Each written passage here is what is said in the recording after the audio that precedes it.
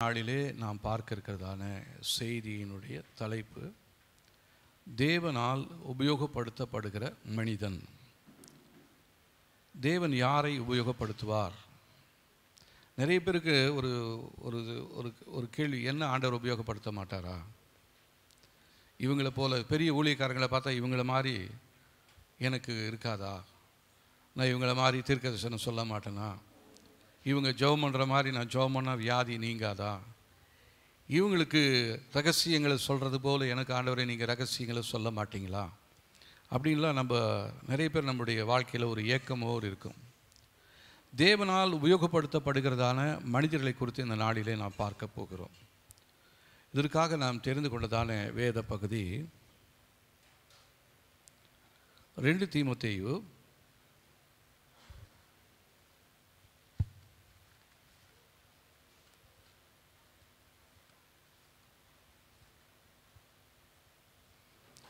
2ஆம் அதிகாரம். 2 தீமோத்தேயு 2ஆம் அதிகாரம் 292வது பக்கத்தில் 20 மற்றும் 21 வசனங்களை நாம் வாசிப்போம். ஒரு பெரிய வீட்டிலே பொன்னும் வெள்ளியுமான பாத்திரங்களும் அல்லாமல் மரமும் மண்ணுமான பாத்திரங்களும் உண்டு. அவைகளில் சில கனத்திற்கும் சில கனவீனத்திற்குமானவைகள். ஆகையால் ஒருவன் இவைகளை விட்டு தன்னை சுத்திகரித்து கொண்டால் அவன் பரிசுத்தமாக்கப்பட்டதும் எஜமானனுக்கு உபயோகமானதும் எந்த நற்கிரியைக்கும் ஆயத்தமாக்கப்பட்டதுமான கனத்திற்குரிய பாத்திரமாய் இருப்பான். இந்த இடத்துல பெரிய வீடு என்று சொல்வது இது சபையை நமக்கு குறிக்கிறது, இல்லைன்னா நம்ம வாழ்கிறதான உலகத்தை குறிக்கிறது. இந்த வீட்டில் வெள்ளியும் பொன்னுமான பாத்திரங்கள் உண்டு. மரத்தினாலே மண்ணினாலே செய்யப்பட்டதான பாத்திரங்களும் உண்டு. அவைகளில் சிலது கனத்திற்கும் சிலவை கனவீனத்திற்கும் உரியவைகளாக இருக்கிறது. இப்போ நம்ம குடும்பத்துக்குள்ளே நம்ம சபைக்குள்ளே நம்ம இருக்கிறோம்.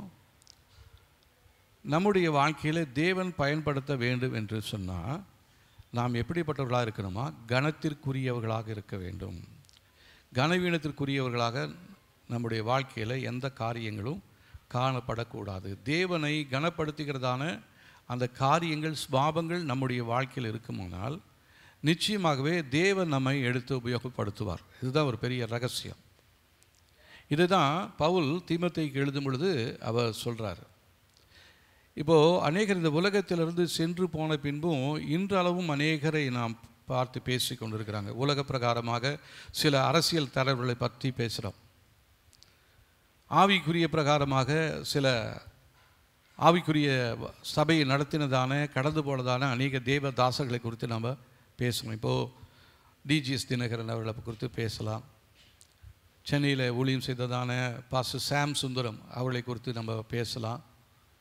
இப்படி நிறைய பேர் அவங்க இந்த உலகத்தில் இல்லாமல் போனாலும் அவங்களை குறித்து நாம் பேசுவதற்கு காரணம் அவர்களை தேவன் வல்லமையாக எடுத்து உபயோகப்படுத்தினான். அதனால தான் இன்று அளவும் அவர்களை குறித்து நமக்கு ஒரு ஞாபகம் இருக்கிறது. அதை போலவே நம்முடைய சபையில் நம்முடைய குடும்பத்தில் நாம் உயர்ந்த இடத்துல, அதாவது உன்னதமாக நம்ம எப்பொழுது யாரும் மறக்க முடியாத ஒரு இடத்துல இருக்கணும் அப்படின்னு சொன்னால் நம்முடைய வாழ்க்கையில் காணப்பட வேண்டியதான சில காரியங்கள் இந்த இடத்துல நம்ம பார்க்கிறோம். முதலாவது அவர் என்ன சொல்கிறார் அப்படின்னா, ஒருவன் இவைகளை விட்டு தன்னை சுத்திகரித்து கொண்டால். அப்போது தேவன் உபயோகப்படுத்தப்பட வேண்டும் என்று சொன்னால் முதலாவது நமக்குள்ளாக ஒரு பரிசுத்தம் வேண்டும். பரிசுத்தம் இல்லாமல் ஒருவனும் தேவனை தரிசிக்க முடியாது. நம்ம மற்றவர்களை போல் இப்படி இருக்கணும் அப்படி இருக்கணும்னு நம்ம கனவு காண்றோம். ஆனால் அவங்க எந்த அளவுக்கு அவங்க ஆண்டவரோடு செயல்பட்டாங்க, எந்த அளவுக்கு தேவனுடைய வார்த்தைகளை கீழ்ப்படிந்தாங்க, எந்த அளவில் தங்களுடைய வாழ்க்கையில் பரிசுத்தத்தை கை கொண்டார்கள் என்று சொல்லி நமக்கு தெரியாது.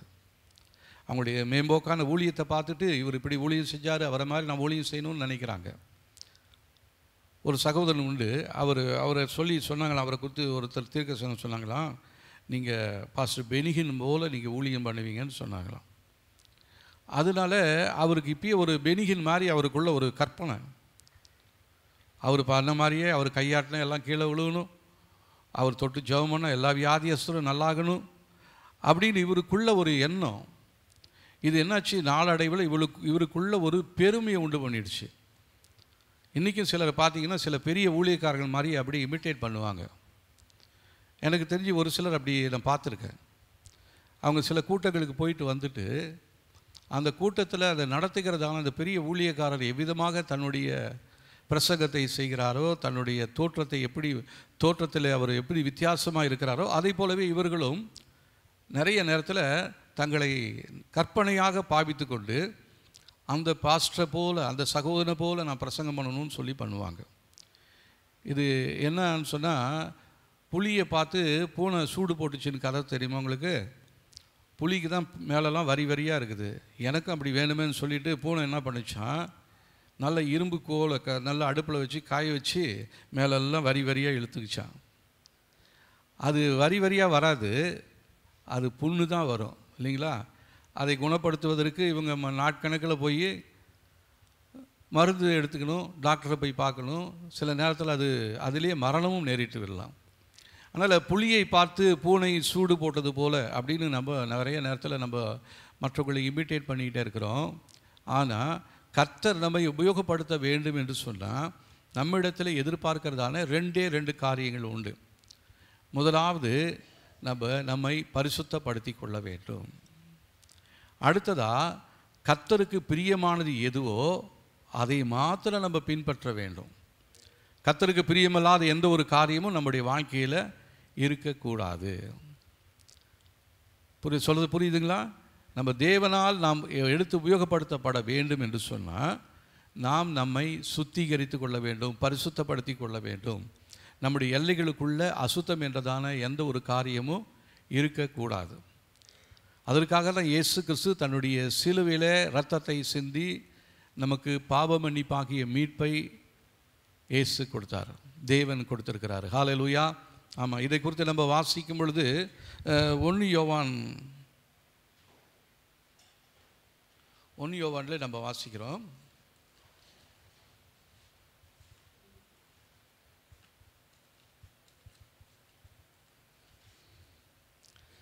முதலாம் அதிகாரம் 7ஆம் வசனத்திலிருந்து 9ஆம் வசனம் வரலும் வாசிக்கலாம் பாருங்கள். 325ஆம் பக்கத்தில் இருக்குது. அவர் ஒளியில் இருக்கிறது போல நாமும் ஒளியிலே நடந்தால் ஒருவரோடொருவர் ஐக்கியப்பட்டிருப்போம். அவருடைய குமாரனாகிய இயேசு கிறிஸ்துவின் இரத்தம் சகல பாவங்களை நீக்கி நம்மை சுத்திகரிக்கும். நமக்கு பாவமில்லை என்போமானால் நம்மை நாமே வஞ்சிக்கவர்களாயிருப்போம், சத்தியம் நமக்குள் இராது. நம்முடைய பாவங்களை நாம் அறிக்கையிட்டால் பாவங்களை நமக்கு மன்னித்து எல்லா அநியாயத்தை நீக்கி நம்மை சுத்திகரிப்பதற்கு அவர் உண்மையும் நீதியும் உள்ளவராயிருக்கிறார். ஒரு சிலருடைய பாவங்களை மன்னிக்கிறேன், மற்றவங்களுடைய பாவத்தெல்லாம் மன்னிக்க மாட்டேன்னு சொல்லலை. அவர் எல்லாருடைய பாவங்களையும் மன்னிப்பதற்கு உண்மையும் நீதியும் உள்ளவராக இருக்கிறார். அந்த இயேசுவை தான் இந்த காலை வேளையில் நீங்களும் நானும் ஆராதித்து கொண்டிருக்கிறோம். ஹல்லேலூயா. இப்போது ஒரு சிலர் பார்த்திங்கன்னா அந்த சபைக்கு வந்திருப்பாங்க, சபையில் இல்லாமல் போயிடுவாங்க. அவங்க போனதை குறித்து ஒருவேளை சபை போதகருக்கு ஒரு வருத்தமாக இருக்கலாம். அவங்கள குறித்து ரொம்ப தெளிவாக தெரிஞ்சவங்களுக்கு அவங்க இருப்பதை விட இல்லாத போனதே நல்லதுன்னு நினைக்கலாம் நிறைய நேரத்தில், இல்லைங்களா? ஏன்னா அந்த சபைக்குள்ளே இருந்துக்கிட்டு அவங்க அவ்வளோ நல்ல காரியங்களை செஞ்சுருப்பாங்க, மறக்க முடியாத காரியங்களை செஞ்சுருப்பாங்க. அதனால் அவங்க போனது நல்லது தான் அப்படின்னு சொல்கிறவங்களும் உண்டு. ஆனால் போதகர்களுக்கு இப்போ ஒரு பெரிய இழப்பு தான், இல்லைங்களா? நான் இன்றைக்கி கூட சபை விட்டு போனவங்க மறுபடியும் சபைக்கு வரணும்னு தான் நாங்கள் ஜெபம் பண்ணிக்கிட்டே இருக்கோம். ஒவ்வொருத்தரையும் யாரெல்லாம் சபைக்கு வந்துட்டு அவங்க எதனால் போனாங்களோ, எந்த காரியத்தை குறித்து அவங்களுக்கு வருத்தம் வந்துச்சோ தெரியாது, போனவங்க எல்லாம் மறுபடியும் திரும்பி வரணும் ஆண்டவரேன்னு தான் நான் ஜெபம் பண்ணிகிட்டே இருக்கேன். அதுதான் ஒரு சபை போதகனுடைய ஒரு குணாதிசயமாக தேவன் எதிர்பார்க்கிறார். சரி, இப்போது போனவங்களை குறித்து அவங்க இருந்த இடத்த பார்த்தா இந்த இடத்துல சிலர் ரெகுலராக சில இடத்துல உட்காந்துட்டே இருப்பாங்க. அந்த இடத்த வேறு யாரும் வந்து அவங்களுக்கு முன்னாடி வந்து உட்காந்தா கூட அவங்க வந்து போங்க நான் உட்கார இடம் அப்படின்னு சொல்லி எழுப்பி விட்டவங்களாம் உண்டு. எனக்கு தெரியும், சில சபைகளை நான் பார்த்துருக்கேன். ஆரம்ப காலத்தில் நாங்கள் சிபிஎம் சபைக்கு போயிட்டு இருந்தோம். அந்த சபையில் ரெண்டு சிஸ்டருங்க இருப்பாங்க. அவங்க எப்பயுமே அந்த குறிப்பிட்ட அந்த போஸ்ட்டில் வந்து தங்களை முதுகை சாட்சி வச்சுக்கிட்டு அப்படி தான் காலை நீட்டி போட்டு தான் உட்காருவாங்க. வேறு யாராவது அந்த இடத்துல வந்து அவங்களுக்கு முன்னாடி வந்து உட்காந்துட்டாங்கன்னா இவங்க போய் முண்டி அடித்து அவங்கள ஒரு நெருக்கி கொஞ்சம் அந்த பக்கமாக தள்ளி விட்டுட்டு இவங்க அந்த இடத்துல போய் உட்காந்துக்குவாங்க. ஏன்னா இது அவங்களுக்காகவே நியமிக்கப்பட்ட ஒரு இடம் என்று அவங்களுக்கு ஒரு எண்ணம். இது வேணால் உலக சபைகளில் உலகத்தில் இப்படி இருக்கலாம். பரலோகத்தில் போய் நமக்கு யாருக்கும் சீட்டு ரிசர்வேஷன் கிடையாது. நமக்கென்று நம்ம சாகிறதுக்கு முன்னாடி நமக்கு ரிசர்வ் பண்ணியிருப்பார் ஆண்டவர். இல்லை, கடைசி வரையிலும் நம்முடைய பரிசுத்த வாழ்க்கை எந்த அளவில் இருக்கிறது, எந்த அளவில் தீமையை விட்டு விலகி இருக்கிறோம் அப்படின்றது குறித்து தான் ஆண்டவர் நமக்கு ஒரு பாயிண்ட்ஸ் வச்சுருப்பார். அந்த பாயிண்ட் அடிப்படையில் தான் நமக்கு இடத்தை ஒதுக்கி இருக்கிறார் ஆண்டவர், ஒதுக்கி வைப்பார். அதனால தான் நம்மளை பார்த்து சொல்கிறாரு, நீங்கள் கலங்காதீங்க, நான் உங்களுக்கு ஒரு இடத்தை நான் போய் என்ன பண்ண போகிறேன், ஆயத்தம் பண்ண போகிறேன்னு அவர் சொன்னார். பார்த்தீங்களா, அந்த இடம் நமக்கு உறுதி. ஆனால் போகணுன்னா நம்ம வாழ்க்கையில் 2 காரியம் மிகவும் அவசியம். ஒன்று, பரிசுத்தமாக்கப்பட்டிருக்கணும். இன்னொன்று, தீமைகளை விட்டு விலகி இருக்க வேண்டும். இந்த பரிசுத்தத்தை குறித்து வேத வார்த்தை என்ன சொல்லுது அப்படின்னா, பரிசுத்தமாகிட்டேன் நான் இன்னும் போதும் அப்படின்னு சொல்கிறதுக்கு இல்லை. இந்த பரிசுத்தத்துக்கு ஒரு அளவு இருக்குது. பரிசுத்தமாக இருக்கிறவன் இன்னும் பரிசுத்தமாக இருக்கட்டும். அசுத்தமாக இருக்கிறவங்களுக்கு ஒரு லெவல் ஒன்று வைத்திருக்கிறாரு. அசுத்தமாக இருக்கிறவன் இன்னும் நீ அசுத்தமாகிக்கிட்டே இரு, உனக்குன்னு நான் ஒரு எல்லை வச்சுருக்கிறேன். நம்ம ஒவ்வொருத்தரையும் ஒரு நூல் போட்டு கட்டி வச்சுருக்கிறாரு. அந்த எல்லையை தாண்டும் பொழுது அவர் பிடிச்சி இழுத்துருவார். பரிசுத்தத்துக்கு மேலே பரிசுத்தத்தில் நம்ம நீட்டமாக விட்டுருவார். ஆனால் அசுத்தத்தின் மேலே நான் அசுத்தமாக இருக்கிறேன், இன்னும் அப்படி தான் இருப்பேன், இன்னும் திருந்த மாட்டேன், இன்னும் எவ்வளோ வசனம் கேட்டாலும் எனக்குள்ள ஒரு மாற்றம் வராது அப்படின்னா ஆண்டவர் என்ன பண்ணுவார்னா லேசாக ஒரு இழுத்துருவார், சுண்டி வச்சுருவார். இதுதான் இன்றைக்கி நம்முடைய வாழ்க்கையில் நடந்து கொண்டே இருக்கிறது. அதனால் தீமைகள் வரும் பொழுது நம்ம என்ன பண்ணிடக்கூடாது, மனம் சோர்ந்து போயிடவே கூடாது. நம்ம ஒன்று யோசிக்கணும், தேவன் என்கிட்ட விரும்புகிறதான அந்த பரிசுத்தத்தில் நான் ஏதோ கொஞ்சம் விலகி போயிருக்கிறேன், அவருடைய சித்தத்துக்கு மாறாக நான் ஏதோ செயல்பட்டு கொண்டிருக்கிறேன், அவருக்கு விருப்பமில்லாத ஏதோ ஒரு காரியத்தை நான் பேசி கொண்டிருக்கிறேன், இல்லைன்னா அவருக்கு விருப்பமில்லாத ஏதோ ஒரு செயலை நான் பார்த்து கொண்டிருக்கிறேன் அப்படின்னு சொல்லிட்டு அந்த இடத்துல மனம் திரும்பி ஆண்டவர் இடத்துல ஒப்பு கொடுக்கணும். நிறைய பேர் பார்த்திங்கன்னா பிரச்சனை வர வரையிலும் அவங்க கர்த்தர் நல்லவர்னு சொல்லுவாங்க. ஒரு சின்ன ஒரு பிரச்சனை வந்துருச்சுன்னு வச்சுங்க, ஆண்டவராவது ஒன்றாவது, நிறைய பேர் இப்படி தான் இருக்கிறாங்க அப்படின்ட்டு அவங்க உள்ளே இருந்து எவ்வளோ நல்லவர்னு சொன்னாங்களோ அதே அளவுக்கு அவங்க உள்ளே இருந்துக்கிட்டே கூட கெட்டவங்கன்னு சொல்லுவாங்க. அதை வெளியே போயிட்டு இன்னும் அதிகமாக சொல்லுவாங்க. இவங்களுக்கெல்லாம் கர்த்தர் என்ன பண்ணுறாரு அப்படின்னா, இவங்களுக்கு நூல் விட்டுக்கிட்டே இருக்கிறாரு. போ போ போ உனக்கு ஒரு எல்லை வச்சுருக்கிறேன், அந்த எல்லையில் நீ அதிகமாக போகும்பொழுது நான் என்ன பண்ண போகிறேன், உன்னை பிடிச்சி ஒரு இழுத்துவேன். அப்போ நீ சரிப்பட்டு வந்துடணும். சரிப்பட்டு வராமல் இல்லை நான் இப்படி தான் நீடித்திருப்பேன் அப்படின்னு சொன்னால் அது கர்த்தருக்கும் அவங்களுக்கும் இடையில் ஒரு பெரிய ஒரு ரகசியமான ஒரு காரியம் அது. அதனால் நம்ம பரிசுத்தமாக இருக்கணும் அப்படின்னா இன்னும் பரிசுத்தமாக வேண்டும். நம்முடைய பேச்சில், நம்முடைய வார்த்தையில், நம்முடைய நடக்கையில், நம்முடைய செயல்களில், நாம் பார்க்கிறதான காரியங்களில் எல்லாவற்றிலுமே ஒரு மாற்றத்தை, ஒரு பரிசுத்தத்தை கர்த்தர் நம்மிடத்தில் எதிர்பார்க்கிறார். அந்த பரிசுத்தம் பூரணமாகும் பொழுது அவர் நம்ம இந்த பூமியில் வைக்க மாட்டார். நீ போதும்பா, நான் விரும்புகிற பரிசுத்தம் உனக்குள்ளே வருது, நீ எனக்குள்ளே வந்துடு. ஏன்னா இந்த பொல்லாத உலகம், இந்த உலகத்துக்கு மத்தியில் நான் உன்னை வச்சில்ல, அதனால் நீ என்கிட்ட வந்துடுன்னுவார். ஒரு சிஸ்டர்கிட்ட பேசிக்கிட்டு இருந்தேன், இப்படி நம்ம பரிசுத்தமாக இருந்தால் அவர் விரும்புகிற அளவுக்கு வந்துட்டால் எடுத்துடுவான்னு. ஐயோ அப்படியா? ஏன்னா அவங்களுக்கு சாப கொடுத்து ஒரு பயம். அப்போ நாங்கள் இன்னும் கூட கொஞ்சம் என்ன பண்ணுறோம், பூமியில் அனுபவிச்சுட்டு இருக்கிறோம். ஒரேடியாக பரிசுத்தம்னு சொல்லிட்டா நீங்கள் சொன்ன மாதிரி ஆண்டவர் எடுத்துக்கிட்டாருன்னா என் பிள்ளைங்க, என் புருஷனெல்லாம் யார் பார்க்குறது? அவங்களுக்கு பாருங்கள், அவங்களுக்கு கவலை எல்லாமே தன்னுடைய குடும்பத்தை குறித்து, தன்னுடைய பிள்ளைகளை குறித்து, தன்னுடைய எதிர்காலத்தை குறித்து அவங்களுக்கு கவலை. பரிசுத்தமாக இருக்கணுன்றதில் அவங்களுக்கு ஒரு நாட்டம் இல்லாமல் போய் விடுகிறது. நிறைய பேர் இப்படி தான் இருக்கிறோம். நம்மளும் பரிசுத்தத்தை குறித்து பேசிக்கிட்டு இருக்கிறோம், கேட்குறோம். ஆனால் நம்முடைய தனிப்பட்ட வாழ்க்கையில் பரிசுத்தம் இருக்கிறதா என்று சொல்லி பார்த்தா பரிசுத்தம் இல்லை. அதனால் நம்ம இந்த நாளில் பவுல் சொல்கிறாரு, என்ன பண்ணணுமா, ஒருவன் இவைகளை விட்டு சுத்திகரித்து கொண்டால் அவன் பரிசுத்தமாக்கப்பட்டதும் எஜமானனுக்கு உபயோகமானதும் எந்த நற்கிரியைக்கும் ஆயத்தமாக்கப்பட்டதுமான கனத்திற்குரிய பாத்திரமாய் இருப்பான். இப்போ நீங்களும் நானும் கனத்திற்குரிய பாத்திரமாக இருக்கணுமா, கனவீனத்திற்குரிய பாத்திரமாக இருக்கணுமா? நம்ம எந்த பாத்திரம்? கனத்துக்குரிய பாத்திரமாக தான் இருக்கணும். யாருமே கனவீனத்துக்குரிய பாத்திரமாக ஒரு நாள் விரும்ப மாட்டோம். ஆனால் நம்மளுடைய எண்ணங்களெல்லாம் எப்பயுமே இதே சிந்தையில் நம்ம இருந்துக்கிட்டே இருக்கணும். ஒரு சின்ன தவறு வந்தாலும், ஐயோ நான் கனத்திற்குரிய பாத்திரம், என் வாழ்க்கையில் இந்த வார்த்தை, இந்த வாயில் இந்த வார்த்தை வரக்கூடாது.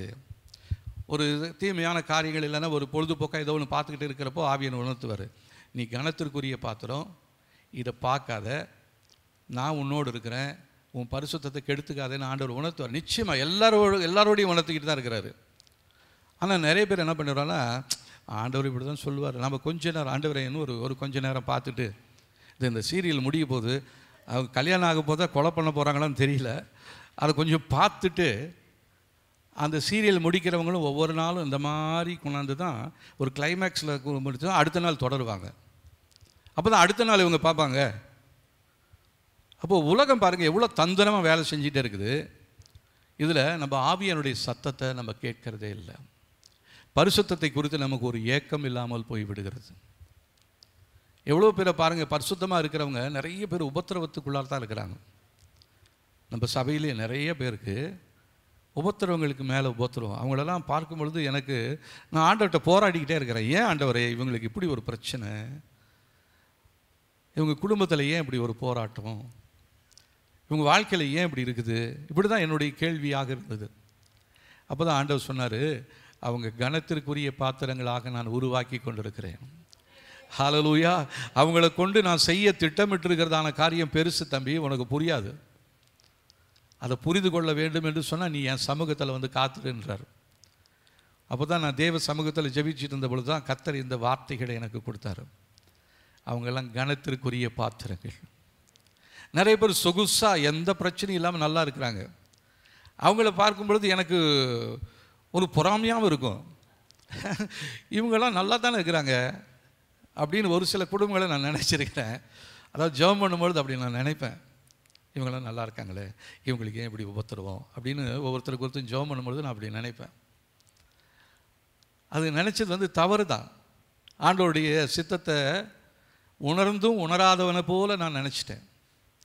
நல்லா இருக்கிறதுனால நம்ம நல்லா இருக்கிறோன்னு நினைக்கவே கூடாது. ஆண்டவர் நூல் விட்டுக்கிட்டே இருக்கிறாரு.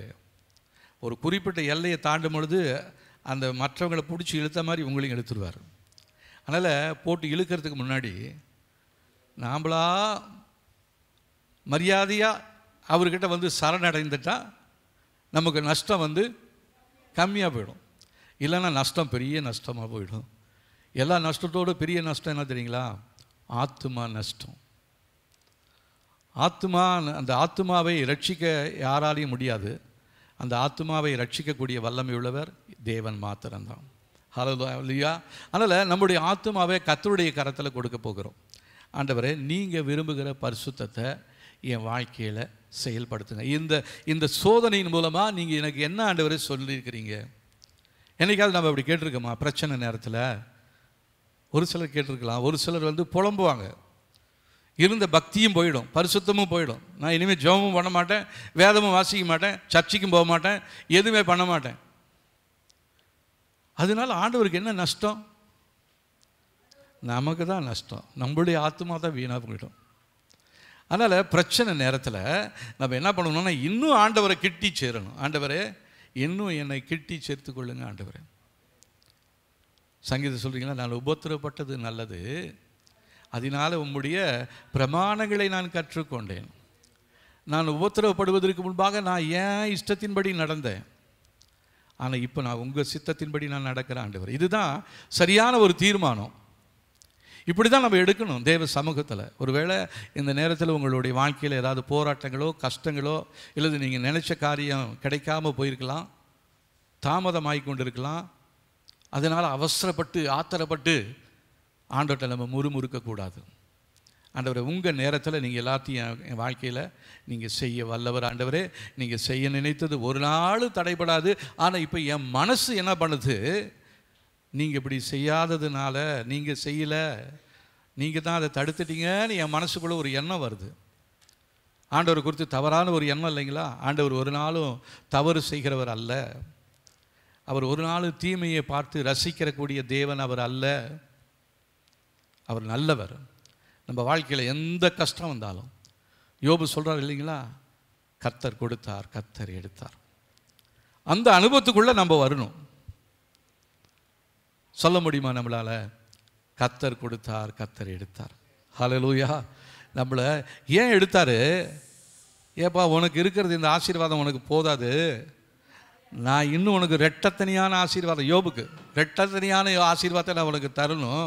ஆனால் என்ன பண்ணுறேன் தெரியுமா, உங்ககிட்ட இருக்கிறதெல்லாம் கிளியர் பண்ணிக்கிட்டே இருக்கிறேன். கிளியரன்ஸு. இந்த வியாபாரங்கள் எல்லாம் பார்த்தீங்கன்னா வருஷத்துக்கு ஒரு தடவை என்ன பண்ணுவாங்க, கிளியரன்ஸ் சேல்ஸ் போடுவாங்க. ஏன்னா இருக்கிற பழசு எல்லாத்தையும் கொடுத்துட்டு புதுசாக காரியங்களை வாங்கணும்னு சொல்லி பழசு எல்லாத்தையும் தள்ளிடுவாங்க இல்லைங்களா? அதே போலவே என் வாழ்க்கையில் ஒரு கிளியரன்ஸ் சேல் ஆண்டவர் வச்சுருக்கிறார். என் வாழ்க்கையில் கிளியர் பண்ணிக்கிட்டே இருக்கிறாரு.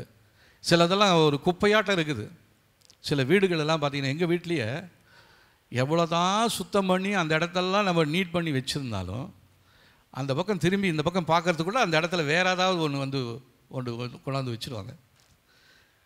அதான் நான் சொன்னேன், நான் அப்படியே கொஞ்சம் நேரம் அப்படி நின்றுட்டு இருந்தால் கூட என் மூக்கில் ஏதாவது மாட்டிட்டு போயிடுவீங்க. ஆமாம், அப்படிப்பட்டதான உலகமாக இருக்குது. இதை வேணும், அதை வேணும், அதை பண்ணும், இதை பண்ணும். இதில் தான் நம்முடைய நேரங்கள்லாம் காலங்கள் எல்லாத்தையும் நம்ம இதில் தான் செலவழிச்சிட்டே இருக்கிறோம் மொழிய. ஆண்டவரே இது உமக்கு பிரியமானதா? உமக்கு பிரியமில்லாது எதுவாக இருந்தாலும் என்னை விட்டு எடுத்து போட்டுருங்க ஆண்டவரே, நான் என்னை அர்ப்பணிக்கிறேன் அப்படின்னு சொல்லி நம்ம சொல்லணும். நாம்பளா கிளியர் பண்ணலன்னா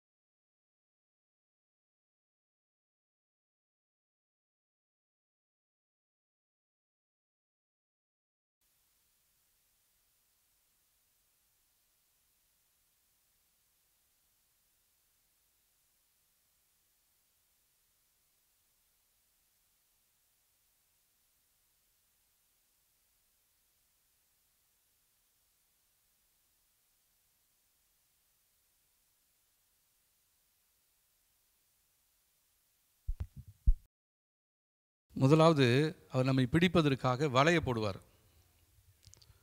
வலையில் சிக்கிட்டா நம்ம சேஃபாக லேண்டுக்கு வந்துடலாம். சில நேரத்தில் வலையில் சிக்காமல் நம்ம அப்படியே சுற்றிக்கிட்டே இருப்போம் பார்த்தீங்களா. அடுத்ததாக தான் தூண்டில் போடுவார். தூண்டில் போட்டால் அது எங்கேயாவது ஒரு இடத்துல மாட்டிக்கும், கிழிச்சிக்கும். கரையில் வந்து சேரும்பொழுது ஏதாவது ஒரு டேமேஜோடு தான் வரும், ஒரு சேஃபாக வரவே வராது. அதனால் ஆண்டவர் நம்முடைய வாழ்க்கையில் தூண்டில் போடும் பொழுதே நம்ம என்ன பண்ணிடலாம், வந்துடணும். அந்த அந்த கிருபையை தேவன் நமக்கு கொடுக்கணுங்க.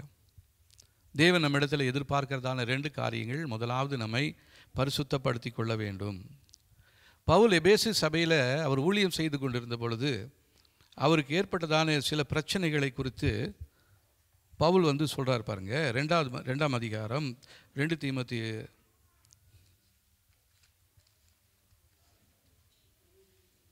2ஆம் அதிகாரம் 19ஆம் வசனம் பாருங்க. பவுலுக்கு சொல்கிறாரு, ஆகிலும் தேவனுடைய உறுதியான அஸ்திபாரம் நிலைத்திருக்கிறது, கர்த்தர் தம்முடையவர்களை அறிவார் என்பதும், கிறிஸ்துவின் நாமத்தை சொல்லுகிற எவனும் அநியாயத்தை விட்டு விலக கடவன் என்பதும் அதற்கு முத்திரையாயிருக்கிறது. தேவன் தம்முடையவர்கள் யார் என்று சொல்லி அவருக்கு நன்றாக அறிவார். நம்மளை உண்டாக்கினதான தேவன் உண்டாக்கினதான காலத்திலேயே நம்மை குறித்து ஒரு திட்டம் பண்ணி வைத்திருக்கிறார். அவர் நம்மை நன்றாக அறிந்தவர். அதே நேரத்தில் நம்முடைய எதிராளி ஒருவனும் இருக்கிறான் என்பதை நம்ம மறந்து விடவே கூடாது. அவனும் நம்முடைய தலைமுறையாக நம்முடைய தலைமுறையில் என்னெல்லாம் தவறு செஞ்சுருக்கிறோம், என்ன பாவம் இருக்குது, எந்த அக்கிரமம் இருக்குது, எதில் நம்முடைய தலைமுறை மாட்டிக்கொண்டு இருக்கிறது என்று சொல்லி அவனுக்கு நன்றாக தெரியும்.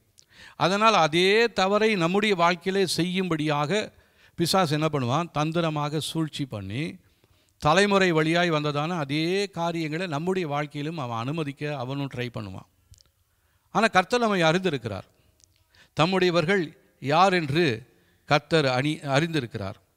கிறிஸ்துவின் நாமத்தை சொல்லுகிற எவனும் அநியாயத்தை விட்டு விலக கடவன் என்பது அதற்கு முத்திரையாக இருக்கிறது. தேவன் நம்ம மேலே ஒரு சீல் பண்ணி வைத்திருக்கிறாரு. அந்த சீல் தான் பரிசுத்த ஆவியானவர். அவரால் நீங்களும் நான் முத்திரை போடப்பட்டிருக்கிறோம். அந்த முத்திரையை யாராலையும் உடைக்க முடியாது. எந்த பிசாசினாலையும் எந்த மந்திர சூனியத்தினாலையும் அந்த முத்திரையை உடைக்க முடியாது. ஒருவேளை அந்த முத்திரை வேணாம், நான் வந்து பிசாசினால் போடப்படுகிற முத்திரையை நான் ஏற்றுக்கொள்கிறேன்னு சொல்லி நம்மளாம் போகலாம். ஆனால் கர்த்தர் நம்மை நன்றாக அறிந்திருக்கிறார். நம்முடைய குடும்பத்தை, நம்முடைய சந்ததியை, நம்முடைய எல்லைகளை அவர் நன்றாக அறிந்திருக்கிறார். நம்முடைய வாழ்க்கையில் ஏற்பட போகிறதான தீமைகளையும் நம்முடைய வாழ்க்கைக்கு எதிராக காணப்படுகிற போராட்டங்களையும் அவர் நன்றாக அறிந்திருக்கிறார். அவைகளிலிருந்து தப்பிக்கொள்வதற்கு வழி செய்யக்கூடியதான தேவனாக இருக்கிறார். ஹல்லேலூயா. அதனால் நம்முடைய வாழ்க்கையில் எந்த பிரச்சனை வந்தாலும் தேவன் அறியாமல் நம்முடைய வாழ்க்கையில் எதுவுமே வருவது இல்லை. அப்போது இந்த பிரச்சனை, ஆண்டவரே நீங்கள் என் வாழ்க்கையில் என்னத்தை உருவாக்கணும்னு எனக்கு என்ன சொல்லிக் கொடுக்க போகிறீங்கன்னு எனக்கு சொல்லிக் கொடுங்க ஆண்டவரேன்னு சொல்லி நம்ம ஆண்டவருடைய சமூகத்தில் நம்மளை தாழ்த்தி ஒப்பு கொடுக்க வேண்டியது அவசியமாக இருக்கிறது. பிரச்சனை நேரத்தில் நம்ம கோபித்து கொண்டு ஜெபிக்காமல் அப்படிலாம் நிறைய பேர் இருக்கிறோம். நம்முடைய சபையிலும் அப்படி இருக்காங்க. ஆனால் நீங்களும் நான் அப்படி இருக்கவே கூடாது. ஒரு சின்ன பிரச்சனை வந்தாலும் ஆண்டவர்கிட்ட இன்னும் அதிகமாக, ஆண்டவரே நான் முன்னை விட ஜெபம் பண்ணதை விட இன்னும் அதிகமாக ஜெபம் பண்ண போகிறேன். ஜெபம் பண்ண தான் பிரச்சனை அதிகமாக இருக்குது, இன்னும் நான் ஜெபம் பண்ண போகிறேன், இன்னும் அதிகமாகுது, இன்னும் நான் ஜெபம் பண்ண போகிறேன். அப்படியேப்பட்டதான ஒரு தீர்மானத்துக்குள்ளே நீங்களும் நானும் இந்த நாளில் வரணும். அதை விட்டுட்டு நம்ம என்ன பண்ணிடக்கூடாது, களைத்து போயிடவே கூடாது. நிறைய ஜெபம் பண்ணிக்கிட்டு இருந்தவங்க இன்றைக்கு சோர்ந்து போய் களைத்து போயிட்டாங்களாம். அருமையான சகோதரி ஒரு பாட்டு எழுதியிருப்பாங்க, சகோதரி சாரால் நவரஜன் சொல்லி. அவங்க தானியேலை போல ஜெபித்தவர்கள் சோர்ந்து போயிட்டாங்களாம், தூங்கி களைத்து போனார்கள். திறப்பில் நிற்கக்கூடியதான நாம் நம்முடைய வாழ்க்கையில் வந்த பிரச்சனைகளையே நம்ம நினைத்து கொண்டு மற்றவர்களுக்காக ஜெபிப்பதிலிருந்து நம்ம குறைபட்டு போயிடுறோம். கர்த்தர் உங்களை அதற்காக தெரிந்து கொள்ளவில்லை. கர்த்தர் மற்றவர்களுக்காக, சபை மக்களுக்காக, தேசத்திற்காக ஜெபிக்கும்படியாகவே கர்த்தர் நம்மை தெரிந்து கொண்டிருக்கிறார். நமக்காக தான் ஜெபம் பண்ணிக்கிட்டே இருக்கிறோம் இவ்வளோ நாளாக. நமக்கு ஜெபம் பண்ணலாம், ஆனால் மற்றவங்களுக்கு ஜெபம் பண்ணுறது அதிகமாக இருக்கணும். அப்போ தான் நம்முடைய வாழ்க்கையில் ஒரு பெரிய ஆசீர்வாதத்தை ஆண்டவர் கொடுக்க வல்லமை உள்ளவராக இருக்கிறார். ஹல்லேலூயா. அதனால் இந்த நாளில் நம்முடைய வாழ்க்கையில் காணப்படுகிறதான தீமைகள் எல்லாவற்றையும் நாம் உதறி தள்ளிட்டு, ஆண்டவரே நீங்கள் நான் யார் என்பதை நீங்கள் நன்றாக அறிந்திருக்கிறீங்க ஆண்டவரே. என்னை மேலே ஒரு முத்திரை போட்டிருக்கீங்க ஆண்டவரே. அந்த முத்திரையை நான் உடைத்து போடாதபடிக்கு கர்த்தர் வரும் அளவும் நான் அதை என்ன பண்ணணும்? ஜாக்கிரதையாக காத்துக்கொள்ள வேண்டும். கர்த்தர் நம் வசத்தில் ஒரு வெளியேறப்பட்டதான ஒரு பொருளை கர்த்தர் கொடுத்திருக்கிறார். ரட்சிப்பை நமக்கு கொடுத்திருக்கிறார். அதை எங்கே வைத்திருக்கிறாரா? மட்பாண்டமாகிய இந்த சரீரத்துக்குள்ளாக வெளியேறப்பட்ட ரட்சிப்பை கர்த்தர் கொடுத்திருக்கிறார். அப்போ நம்முடைய சரீரம் மட்பாண்டம் தான். ஒரு சின்ன பிரச்சனைனாலும் அது சோர்ந்து போயிடும், உடைந்து போயிடும். அது உடைஞ்சாலும் உள்ளே இருக்கிற ரட்சிப்பை நம்ம எந்த விதத்திலையும் நம்ம என்ன பண்ணக்கூடாது? இழந்து போய்விடவே கூடாது. அந்த ஒரு தீர்மானத்துக்குள்ளே நம்ம இந்த நாளில் வரணும். ஆண்டவரை என்னை விட்டு எதை செஞ்சாலும், எதை எடுத்தாலும், எதை இழந்தாலும் உங்களை மாத்திரம் நான் இழப்பதற்கு நான் தயாராக இல்லை ஆண்டவரே. எதையும் நான் இழப்பேன் இயேசுவுக்காக. நிறைய பேர் கர்த்தருக்காக ஜீவனை கொடுத்தவங்க ஜீவனுள்ள ரத்த சாட்சிகளாக மரித்திருக்கிறாங்க. அவங்களெல்லாம் பார்த்தீங்கன்னா அவங்க பட்டதான வேதனை, அந்த நேரத்தில் அவங்க அப்படியே கொஞ்சம் மாறி போயிருக்கலாம். ஒரு உண்மை சம்பவம் ஒன்று. அந்த தேசத்தில் வேதத்தை படிக்கிறவர்கள், தேவனை ஆராதிக்கிறவர்கள் எல்லாத்தையும் கூப்பிட்டு கொலை பண்ணிக்கிட்டே இருந்தாங்க. அப்போது ஒரு குறிப்பிட்டதான ஒரு ஊழியக்காரர் அவருடைய குடும்பத்தை கொண்டாந்து அவங்க அங்கே வச்சுட்டு, நீ இப்போ மறுதளிக்கலைன்னா உன் பிள்ளையை நான் என்ன பண்ணுவேன்? கொலை பண்ணிவிடுவேன் அப்படின்னு சொல்லி அந்த கொலை பண்ணுறவர் பயமுறுத்துறார். இந்த அப்பாவுக்கு கூட தன்னுடைய பிள்ளையை பார்த்தவொடனே ஒரு மாதிரி மனசுக்கு கஷ்டமாகி எனக்கு வேண்டான்ற மாதிரி வரும்பொழுது அங்கே இருக்கிற சின்ன பிள்ளை சொல்கிறா, அப்பா நீங்கள் எல்லாம் பயப்படாதீங்க, நீங்களும் நானும் பரலோகத்தில் பார்க்க போகிறோம், நீங்கள் முன்னாடி போவீங்க, நான் பின்னாடி வருவேன் அப்படின்னாலாம். அந்த தைரியத்தில் அவரும் தன்னை முழுவதுமாக ஒப்பு கொடுத்தார். அப்போது நமக்கு வருகிறதான சோதனைகள் எல்லாமே சாதாரணமான ஒரு சோதனைகள் தான். நமக்கு நினைக்கலாம் நம்முடைய திராணிக்கு மேலே அவர் சோதிக்கவே மாட்டார். திராணிக்கு மேலே சோதிக்க மாட்டார். சோதிக்கும் பொழுது தாங்கக்கூடிய பலனை கர்த்தர் கொடுக்கிறார். அந்த சோதனையிலிருந்து தப்பி செல்வதற்கு அவர் வழி வாசல்களையும் ஏற்படுத்தி இருக்கிறார். நீங்கள் நினைக்கிற மாதிரி கர்த்தர் உங்களை கைவிடவே இல்லை. கைவிட்டுட்டாரோ, என்னை மறந்து போயிட்டாரோ அப்படின்னு நம்ம நினைக்கிற நேரங்கள் உண்டு. அந்த நேரங்கள் எல்லாம் நம்ம தேவ சமூகத்தால் அறிக்கை செய்ய போகிறோம். ஆண்டவரே, நான் உமக்கு விரோதமான பாவம் செஞ்சுட்டேன் ஆண்டவரே. நீங்கள் மறந்து போனது போல் எனக்கு ஒரு யோசனை வந்துருச்சு. நீங்கள் என்னை கவனிக்காதது போல் இருப்பது போல் எனக்கு ஒரு யோசனை வந்துருச்சு. ஆனால் நீங்கள் எப்பயுமே என்னை பார்த்துட்டே இருக்கிறீங்க ஆண்டவரே. ஹல்லேலூயா. சங்கீதத்தில் ஒரு அருமையான வசனம் இருக்குது. நானும் சிறுமியும் எளிமையுமானவன், கர்த்தரோ எப்போதும் என் நினைவாகவே இருக்கிறாராம். ஹல்லேலூயா. எவ்வளோ ஒரு ஆசீர்வாதமான வார்த்தை பாருங்கள். அவர் எப்பயுமே யார் நினைவாக இருக்கிறார் தெரியுங்களா? நம்முடைய நினைவாகவே, உங்கள் நினைவாகவே இருக்கிறார். ஆண்டவரே, என் நினைவாக இருக்கிறீங்களே, உமக்கு நன்றி என்று சொல்லி ஆண்டவருக்கு நம்ம ஸ்தோத்திரம் பண்ணலாமா? ஹல்லேலூயா. எங்களை குறித்து நீங்கள் நினைத்திருக்கிறீங்களே, எங்களுடைய குடும்பத்தை குறித்து நினைச்சிருக்கிறீங்களே, எங்களுக்கு வருகிற தீமைகள் எல்லாம் நீங்கள் அனுமதிச்சிருக்கிறீங்க, அதற்காக உமக்கு நன்றி. இந்த தீமைகள் எல்லாம் என் வாழ்க்கையில் நன்மையாய் மாற்றப் போகிறதற்காக நன்றி ஆண்டவரே. நான் இழந்து போன எல்லாவற்றையும் எனக்கு பலாயிரம் மடங்காய் ஆசீர்வாதமாய் திரும்ப கொடுக்க போகிறதற்காக உமக்கு நன்றி. ஒருவேளை அது வருவதற்கு கொஞ்சம் நாள் ஆகலாம், சில வருடங்கள் ஆகலாம். அதற்காக இன்னும் கூட நீங்கள் சில கிரயத்தை நீங்கள் செலுத்த வேண்டியதாக இருக்கலாம். ஆனால் அதற்கும் நம்ம ரெடியாக இருக்கணும். ஆண்டவரே, இதற்காக என் ஜீவனையும் நான் பார்க்காதபடி என் உயிரையே நான் உங்களுக்காக கொடுப்பேன் ஆண்டவரே. அவர் நமக்காக ஜீவனை கொடுத்தாரே, சிலுவையில் நமக்காக தன்னுடைய சொந்த இரத்தத்தை சிந்தினாரே. எவ்வளோ பாடு வேதனைகள் பாருங்கள். அப்படி சிலுவை காட்சியை கொஞ்சம் உங்களுக்கு முன்னாடி நீங்கள் அப்படி பாருங்கள். எவ்வளோ வேதனைப்பட்டார். அவருடைய கைகளிலும் கால்களிலும் ஆணிகள் அடிக்கப்பட்டது.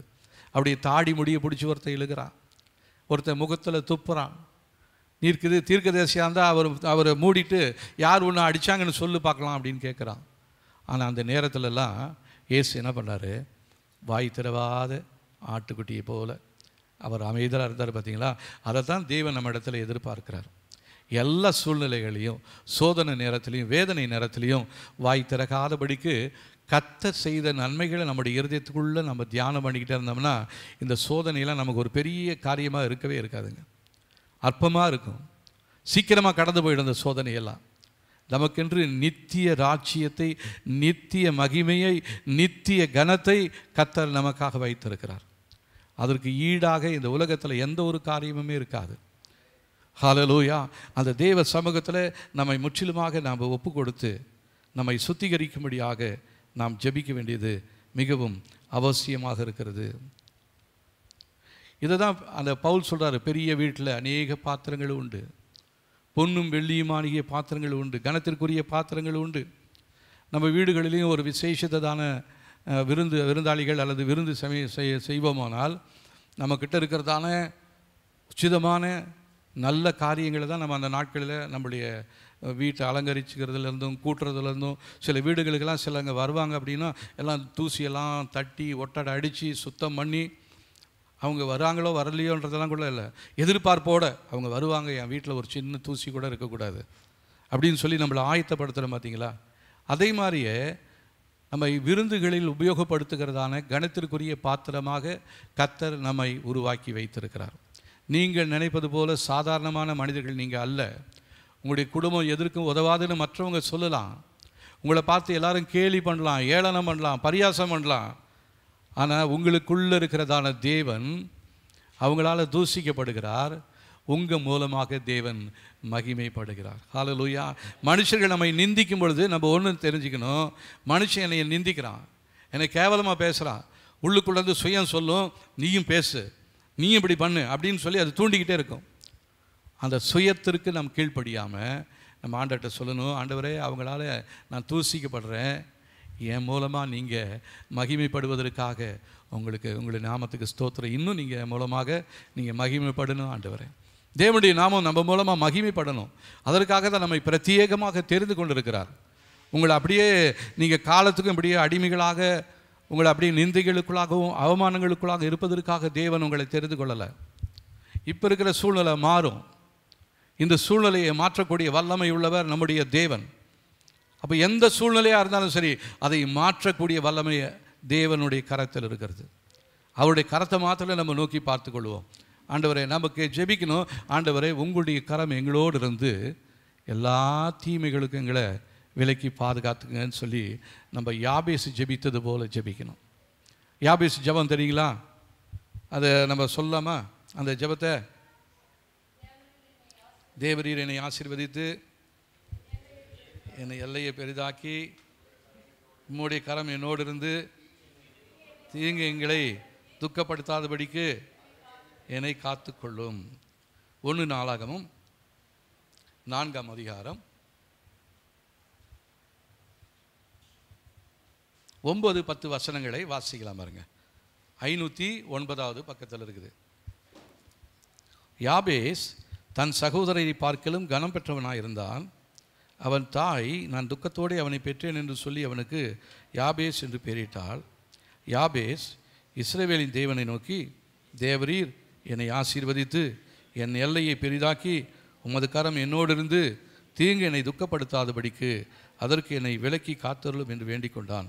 அவன் வேண்டிக் கொண்டதை தேவன் அருளினார். ஹல்லேலூயா. இந்த வசனத்தை நம்ம மறுபடியும், இந்த 10வது வசனத்தை நம்ம மறுபடியும் சேர்ந்து இணைந்து வாசிக்க போகிறோம், சத்தமாக வாசிக்க போகிறோம். யாபேஸ் இஸ்ரவேலின் தேவனை நோக்கி, தேவரீர் என்னை ஆசீர்வதித்து என் எல்லையை பெரிதாக்கி உமது கரம் என்னோடு இருந்து தீங்கு என்னை துக்கப்படுத்தாதபடிக்கு அதற்கு என்னை விலக்கி காத்தருளும் என்று வேண்டிக் கொண்டான். அவன் வேண்டிக் கொண்டதை தேவன் அருளினார். ஹல்லேலூயா. இப்போ நம்ம ஜெபிக்கிறோம். நம்முடைய ஜெபத்தை கேட்டு கர்த்தர் பரலோகத்திலிருந்து உத்தரவை அருளியிருக்கிறார். ஹல்லேலூயா. ஒருவேளை அது நம்ம பார்க்காம இருக்கலாம், ஆனால் கர்த்தர் அந்த காரியங்களை செய்து கொண்டிருக்கிறார். ஆவியின் மண்டலத்தில் நிறைய காரியங்கள் நமக்கு நடக்கிறது நமக்கு தெரியல. அதனால தான் நம்ம பண்ணுற ஜபங்களும் நமக்கு புரியல. என்ன இது எல்லாம் உடைப்பை அடைக்கணுன்றாங்க, திரும்ப அவனுக்கே போகணுன்னு சொல்கிறாங்க, இப்படிலான்னு இதை சொல்ல சொல்ல ஆவி மண்டலத்தில் நமக்கு எதிராக, நம்முடைய எல்லைகளுக்கு எதிராக பிசாசினால் ஏற்படுத்தப்பட்டிருக்கிற உடைப்புகள் எல்லாம் அடைக்கப்படுகிறதாக இருக்கிறது. நமக்கு எதிராக அனுப்பப்பட்ட தீமையின் அம்புகள் நம்மை தாக்காதபடிக்கு அவைகள் எல்லாம் அனுப்பப்பட்ட இடத்திற்கே திரும்பி போகிறது. இதை தான் நம்ம ஜெபமாக செய்கிறோம். இந்த விடுதலை ஜெபத்தை நம்ம இந்த 40 நாள் ஜெபத்தில் அப்படி தான் நம்ம ஒவ்வொரு ஆவிகளையும் நம்ம என்ன பண்ணுறோன்னா கடிந்து கொண்டு அவைகளை நம்முடைய எல்லைகளை விட்டு வெளியேற்றி கொண்டு இருக்கிறோம். இது நிறைய பேருக்கு புரியாது. என்ன எப்போ பார்த்தாலும் இவங்க இதே சொல்லிக்கிட்டு இருக்கிறாங்களேன்னு.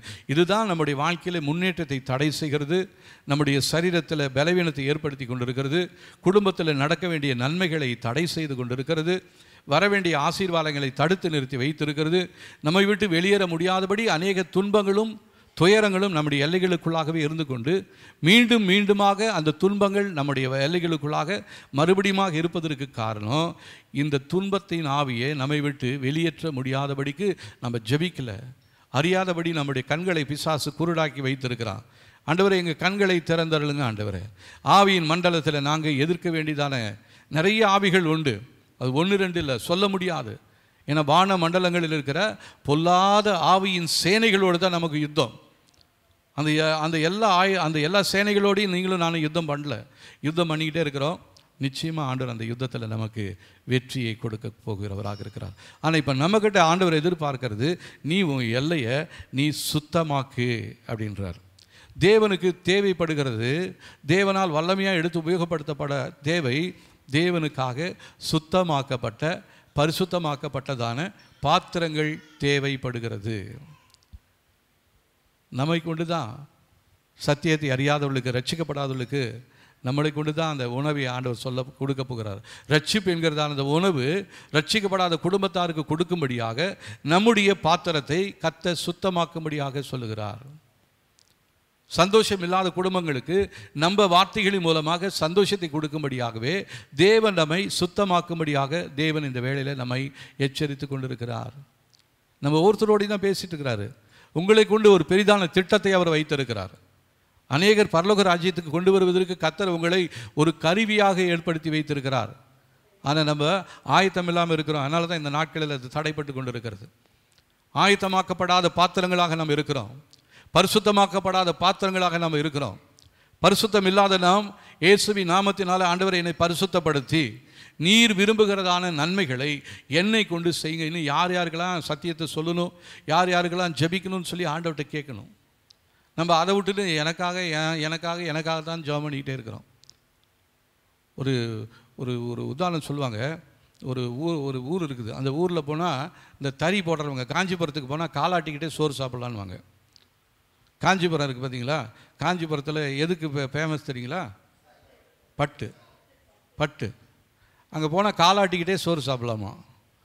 ஏன்னா அவங்க என்ன பண்ணுவாங்களா, காலில் தான் இப்போ தான் பவர்லூமோ அதெல்லாம் வந்துருச்சு. அந்த நாட்களில் காலில் தான் அவங்க போடுவாங்க. ஒரு கால் மிதிப்பாங்க, அப்புறம் இன்னொரு கால் மிதிப்பாங்க. அதில் அவர் சொல்லுவாராம், இது எனக்கு, இது என் பொண்டாட்டிக்கு, இது எனக்கு, இது என் பிள்ளைக்கு அப்படின்னு மாறி மாறி காலை ஆட்டிக்கிட்டே இருப்பாராம். அவர் காலமெல்லாம் நல்லா சோறு சாப்பிட்ருவாராம். காஞ்சிபுரம் போனால் காலாட்டிக்கிட்டு சோறு சாப்பிட்லான்னுவாங்க. இப்போது நம்மளை காலாட்டுறதுக்காக கையாட்டுறதுக்காக இல்லை, ஜெபிப்பதற்காக ஆண்டவர் நம்மை தெரிந்து கொண்டிருக்கிறார். ஹல்லேலூயா. எவ்வளோ குடும்பங்கள் நம்மளை விட கொடூரமான வியாதியிலையும் பலவீனங்களிலும் கட்டப்பட்டிருக்கிறாங்க. ஒரு சகோதரி, அவங்க எத்தனையோ வருஷமாக அவங்க 10th பாஸ் ஆகிறதுக்கு அவங்க சொல்லி ஒரு விண்ணப்பம் ஒன்று கொடுத்துருந்தாங்க. அவங்களுக்கு ஏற்கனவே 45 வயசு என்னமோ ஆகுது. 45 வயசில் எத்தனை தடவை அவங்க அட்டன் பண்ணியிருப்பாங்கன்னு பார்த்துங்க. ஆனால் இன்னும் கூட அவங்களுக்கு உள்ள ஒரு எதிர்பார்ப்பு, நான் 10th பாஸ் பண்ணணும், எனக்காக ஜெபம் பண்ணுங்க அப்படின்னு சொல்லிக்கிறாங்க. நாமளாக இருந்திருந்தால் போதும் போ, என்னத்தை இனிமேல் என்னத்தை படித்து என்னத்தை பிரயோஜனம் அப்படின்றோம். ஒருவேளை அவங்க ஏதாவது டிபார்ட்மெண்ட் எக்ஸாம் எழுதுறதுக்காக, ஏதாவது ஒரு ப்ரொமோஷனுக்காக அவங்களுக்கு அது ஒரு குறிப்பிட்ட கேட்டகரி இது வச்சுருப்பாங்க, அது பாஸ் பண்ணாதான்னு. அதனால் அவங்க ரொம்ப மும்முரமாக அதிலேயே உழைச்சிட்டு இருக்கிறாங்க, அதுக்காக ஜெபம் பண்ணிக்கிட்டே இருக்கிறாங்க. இப்போ அவங்களுக்கு நம்மளுக்கு அன்னாடம் நம்மளுக்கு சாப்பாடு இருக்குது, தூங்குறதுக்கு நல்ல ஒரு இடம் இருக்குது, உடுத்துக்கிறதுக்கு நல்ல ஒரு ட்ரெஸ் இருக்குது. ஆனால் அவங்களுக்கு இருக்கிற ஒரு கவலை நமக்கு இல்லையே. அவங்க எப்படியாச்சும் அந்த 10th நம்ம பாஸ் பண்ணிடணும்னு அவங்க இருக்கிறாங்க. இப்போ இவங்களுக்காக நம்ம ஜெபம் பண்ணணுமா இல்லைங்களா? நம்மளை விட கொடூரமான சூழ்நிலையில் இருக்கிறவங்க இருக்கிறாங்க, எவ்வளோ பேர் இருக்கிறாங்க. அவங்கள நம்ம பார்ப்போம், அவங்களுக்காக நம்ம ஜெபிப்போம், அதற்காக நம்மை பரிசுத்தமாக்கும்படியாக ஆண்டவருடைய கரத்தில் நம்மை ஒப்பு கொடுப்போம். பரிசுத்தம் இல்லாமல் தேவ சமூகத்தில் நாம் ஏறெடுக்கிறதான ஜெபங்கள் அது கூரையை கூட தாண்டாது. ஆகவே இந்த நாளில் நாம் தேவ சமூகத்தில், ஆண்டவரே என்னை சுத்தமாக்கப்பட்ட ஒரு பாத்திரமாய், ஜெபிக்கக்கூடிய ஒரு பாத்திரமாய், மற்றவர்களுக்கு ஆசீர்வாதத்தை கொடுக்கக்கூடிய ஒரு பாத்திரமாய் என்னை மாற்றுங்க ஆண்டவரேன்னு சொல்லி நம்ம ஆண்டவருடைய சமூகத்தில் நம்ம கேட்க போகிறோம். இன்னொரு வசனம் வாசிக்கலாம் பாருங்கள். ரோமர் 9ஆம் அதிகாரம் 21 23 வசனங்களை வாசிக்கலாம் பாருங்கள். 218 பக்கத்தில் இருக்கிறது. மிதியிட்ட ஒரே களிமண்ணினாலே குயவன் ஒரு பாத்திரத்தை கனமான காரியத்திற்கும் ஒரு பாத்திரத்தை கனவீனமான காரியத்திற்கும் பண்ணுகிறதற்கு மண்ணின் மேல் அவனுக்கு அதிகாரம் இல்லையா? தமது கோபத்தை காண்பிக்கவும் தமது வல்லமையை தெரிவிக்கவும் அழிவுக்கும் எத்தனமாக்கப்பட்ட கோபாக்கினை பாத்திரங்கள் மேல் மிகவும் நீடிய சாந்தத்தோடு பொறுமையாக இருந்தாரானால் உனக்கு என்ன? அப்போது சில பாத்திரங்கள் மேலே ஆண்ட பொறுமையாக உள்ளவர்களாக தான் இருக்கிறாரு. ஆனால் நம்ம நினைக்கிறோம், நான் ஜெபம் பண்ணுறேன், எனக்கு ஒன்றுமே கிடைக்கல, அவன் ஜெபம் பண்ணுறான், அவனுக்கு எல்லாம் கிடைச்சிக்கிட்டே இருக்குது அப்படின்னு நமக்குள்ளே ஒரு கோபம், ஒரு எரிச்சல் ஒன்று வந்துடுது. ஆண்டவர் கிருபையாக பொறுமையாக இருக்கிறாரு. நமக்கு என்ன? நாம் ஜெபிக்க வேண்டியது நம்முடைய கடமை. மிதிப்பட்ட ஒரே களிமண்ணினாலே சில பாத்திரத்தை கனத்திற்குரிய பாத்திரங்களாகவும் சில பாத்திரங்களை கனவீனத்திற்குரிய பாத்திரங்களாகவும் ஆண்டவர் எடுத்து உபயோகப்படுத்தி கொண்டிருக்கிறார். அதனால் கனத்திற்குரிய பாத்திரமாக அழைக்கப்பட்டதான நாம் நம்மை சுத்திகரித்து கனவீனமான அந்த பாத்திரங்களுக்கு கர்த்தர் கிருபையை கொடுக்கும்படியாக ஜெபிக்க வேண்டியது மிகவும் அவசியமாக இருக்கிறது. ஆனால் நமக்குள்ளே ஒரு பொறாமை, அவளை எவ்வளோ தீமை செஞ்சுட்டு இருக்கிறான், அவெல்லாம் நல்லா இருக்கிறான் அப்படி நம்ம யோசிக்கலாமா? யோசித்துருக்குறான் அப்படி. ஆண்டவரே, என்னை விட ரொம்ப மோசமாக இருக்கிறான், ஆனால் அவன் ஒன்றுமே படிக்கல, ஆனால் அவன் எழுதுனா அவன் எல்லாம் மார்க் வாங்கிட்டே இருக்கிறான். நான் உங்களை தான் நம்பியிருக்கிறேன், நான் இப்போ படிச்சுட்டு இருக்கிறேன், ஆனால் எனக்கு மார்க்கே வரல. கர்த்தர் அந்த மார்க் வந்தாலும் வரலனாலும் உங்களை உயர்ந்த ஸ்தானத்தில் வைக்கக்கூடிய தேவன் அவர். ஹல்லேலூயா. உங்களை மறந்து போவதற்கு அவர் அநீதி உள்ள தேவன் அல்லவே அல்ல. நீங்கள் அவருடைய சமூகத்தில் எதெல்லாம் கேட்டுகிட்டே இருக்கிறீங்களோ அதெல்லாம் அவருடைய சமூகத்தில் போய் டெபாசிட் ஆகிட்டே இருக்குது. அவர் ஏற்ற காலத்தில் உங்களை உயர்த்தும்படியாக நீங்கள் அவருடைய பலத்த கரத்திற்குள்ளாக அடங்கியிருக்க வேண்டும். அந்த கிருபையை மாத்திரம் ஆண்டவர்கிட்ட கேட்போம். ஆண்டவரே, நான் இதுவரையும் பொறாமையினால் எரிச்சலினால் நான் இருந்துட்டேன், என்னை தயவாக மன்னிங்க, என்னை சுத்தமாக்குங்க, என்னை பரிசுத்தப்படுத்துங்க, எனக்குள்ளே இருக்கிறதால அந்த கோபத்தை எடுத்து போட்டுருங்க, இந்த எரிச்சலின் ஆவி என்னை விட்டு எடுத்து போட்டுருங்க, உங்களை போல சாந்தம் உள்ளவர்களாக எங்களை மாற்றுங்க ஆண்டவரேன்னு சொல்லி நம்ம ஆண்டவருடைய சமூகத்தில் நாம் ஜெபிக்க வேண்டியது மிகவும் அவசியமாக இருக்கிறது. சர்வ வல்லவர் சில தீமையான நபர்களை சில மனிதனுடைய வாழ்க்கையில் அனுமதித்து அதன் மூலமாக அந்த மனிதனுடைய வாழ்க்கையை அவர் ஆசீர்வாதமாய் மாற்றியிருக்கிறார். விசேஷமாக இஸ்ரவேல் ஜனங்களை அடிமைத்தனத்திலிருந்து விடுதலையாக்க வேண்டும் என்பதற்காக ஆண்டவர் மோசையை தெரிந்து கொண்டார். அந்த மோசையை உருவாக்குவதற்காக அதே தேசத்தில் ஒரு பார்வோனையும் ஆண்டவரை ஏற்படுத்தி வைத்திருந்தார். அந்த பார்வோன் அவரை உபத்திரவப்படுத்தினதுனால தான் இவர் பயந்து கொண்டு போய் மீதியான் தேசத்துக்கு போகிறாரு. மீதியான் தேசத்தில் போய் படித்தவர் போய் அங்கே போய் ஆடு மேய்ச்சிக்கிட்டு இருக்கிறார். இவருக்கு என்ன வேலை? ஆடு மேய்ச்சிக்கிட்டு இருக்கிறாரு. அரண்மனையில் படித்தவர், எவ்வளோ அந்தஸ்துள்ளவர், இவருக்கு என்ன வேலை? ஆடு மேய்த்து கொண்டு இருக்கிறார். ஆடு மேய்த்து கொண்டு இருக்கிறதான நேரத்தில் தான் ஆண்டவர் தன்னுடைய தீர்மானத்தை இவரை குறித்து எதற்காக அழைத்தேன் என்பதை குறித்து ஆண்டவர் அந்த மோசைக்கு சொல்கிறார். அதுக்கப்புறம் தான் அவர் தன்னை ஆயத்தப்படுத்தி கொண்டு இந்த கடினமான இந்த ஜனங்களை நடத்தும்படியாக தன்னை ஒப்பு கொடுத்தார். இந்த ஜனங்களை நடத்துறதுனால அவருக்கு வந்ததான லாபம் என்ன? அவர் கானானுக்குள்ளே பிரவேசிக்கவே முடியல. எவ்வளோ பொறுமையாக இருந்தார். ஆண்டவரே சொல்கிறார், பூமியில் மோசையை போல சாந்தக்குள்ள மனுஷன் ஒருத்தரும் இல்லைன்னு சொன்னவர். ஆனால் அவருக்குள்ள வாழ்க்கையில் வந்ததான அந்த சின்ன கோபம், ஒரு இடத்துல மலையை பார்த்து பேசுனா இவர் என்ன பண்ணார்? அடித்தார். ஆனாலே இவருக்கு இருந்ததான பெரிய ஸ்லாக்கியத்தை அவர் இழந்து போயிட்டார். அப்போது நம்முடைய வாழ்க்கையில் காணப்படுகிற இந்த விதமான சின்ன சின்ன அசுத்தங்கள் நம்முடைய வாழ்க்கையவே கரைப்படுத்தி விடுறோம், நம்முடைய எதிர்காலத்தையே கேள்விக்குறியாக்கி விடுறோம். அதனால் சின்ன தவறோ பெரிய தவறோ நாம் தான் அதுக்கு மார்க் போட்டுட்டுருக்கிறோம். ஆண்டவருடைய பார்வையில் எல்லாம் ஒரே மாதிரி தான் பாவமாக இருக்குது. பொய் பேசுகிறது பாவம். பிள்ளைங்க சோறு சாப்பிடலையே தவிர 5 கணம் வராம்பார் அப்படின்னு சொல்லி பயப்படுத்துகிறோம் பார்த்தீங்களா? அதுவும் ஒரு பாவம் தான் இல்லை? அதுவும் ஒரு தவறு தான். ஆண்டவருடைய பார்வையில் அதுவும் ஒரு தவறு தான். பெரிய பொய் பேசிட்டான் அப்படின்னா அப்படி நம்ம அவனை பொய் பேசுகிற சந்ததிங்க, அந்த குடும்பமே பொய் பேசுகிறேங்க. நம்ம சந்ததியில் நாம் எவ்வளோ பொய் பேசியிருக்கிறோம். பிள்ளைக்கு சோறு ஊட்டுறதுக்காக, அவளை பயப்படுத்துறதுக்காக, பாரு 5 கணம் வந்துட்டான் அப்படின்னு சொல்லி பயப்படுத்தி பிள்ளைங்களுக்கு சோறு ஊட்டுறாங்க பார்த்தீங்களா? அதுவும் பாவம்தான். அப்போ நம்முடைய வாழ்க்கையில் சின்னது பெருசுன்னு இல்லை, எல்லாவற்றையும் கர்த்தர் ஒன்று போல பார்த்து கொண்டு இருக்கிறார். அவர் சர்வலோக நியாயாதிபதி. அவர் நியாயம் செய்யாமல் இருப்பாரோ? அவர் நீதியின்படி நமக்கு நியாயம் செய்கிறவராக இருக்கிறார். அப்போ நம்ம என்ன பண்ணணும்? ஆண்டவரே, நியாயாதிபதியாகிய உம்முடைய கரத்தில் நீதியுள்ள நியாய தீர்ப்பை பெறும்படியாக என்னை இந்த நாட்களில் நீங்கள் உருவாக்கி கொண்டிருப்பதற்காக ஸ்தோத்திரம். இதை உணரும்படியாக என் வாழ்க்கையில் கொடுத்திருக்கிறதான இந்த உபத்திரவத்திற்காக ஸ்தோத்திரம். இந்த சோதனை நேரத்தில் எனக்கு பலன் கொடுங்க ஆண்டவரே. நான் உங்களை மாத்திரம் பார்க்கணும், உங்களை மறுதளிக்காமல் இறுதி வரல உங்களுடைய பாதத்தில் மாத்திரம் காத்திருந்து உங்களை மாத்திரம் நோக்கி பார்க்க எங்களுக்கு உதவி செய்யுங்க ஆண்டவரேன்னு சொல்லி நம் தேவ சமூகத்தில் நீங்களும் நானும் ஜெபிக்க வேண்டியது அவசியமாக இருக்கிறது. ஹல்லேலூயா. ஆமாம், சுத்தமாக்கப்பட்டவர்கள் எஜமான்களுக்கு பிரயோஜனப்படுவார்கள். சுத்தமாக்கப்பட்டவர்கள் எஜமானனுக்கு பிரயோஜனப்படுகிறவர்களாக இருப்பாங்க. கர்த்தர் நம்மை அவருக்கு பிரயோஜனப்படும்படி தான் தேவன் நம்மை தெரிந்து கொண்டிருக்கிறார். ஆனால் நம்ம என்ன பண்ணிடுறோம், நிறைய நேரத்தில் நம்ம பிசாசுக்கு ஏஜெண்ட்டாக இருந்துக்கிட்டு அவன் சொல்கிற காரியத்தை நம்ம அவனுக்கு உதவி தான் செஞ்சுட்டு இருக்கிறோம் ஒழிய ஆண்டவருக்கு எதிராக நம்ம செயல்பட்டு கொண்டே இருக்கிறோம். இதை என்னைக்காவது நீங்கள் உணர்ந்துருக்கீங்களா? ஆண்டவருக்கு பிரியமில்லாத காரியங்களை செய்யும் பொழுது நம்ம யாருக்கு ஆதரவாளர்களாக இருக்கிறோம்? பிசாசுக்கு ஆதரவாளர்களாக இருக்கிறோம். ஆனால் பரிசுத்தமாக்கப்பட்டவர்கள் எஜமான்களுக்கு பிரயோஜனப்படுகிறவர்களாக கர்த்தர் மாற்றுவார். இப்போ நம்ம ஒரு ஹோட்டலுக்கு போகிறோன்னு வச்சிங்களேன், நமக்கு முன்னாடி சாப்பிட்டுட்டு எல்லாம் ஹோட்டல் அந்த டேபிள் எல்லாம் அசிங்கப்படுத்தி வச்சுருப்பாங்க. நம்ம போய் உட்காருவோம்.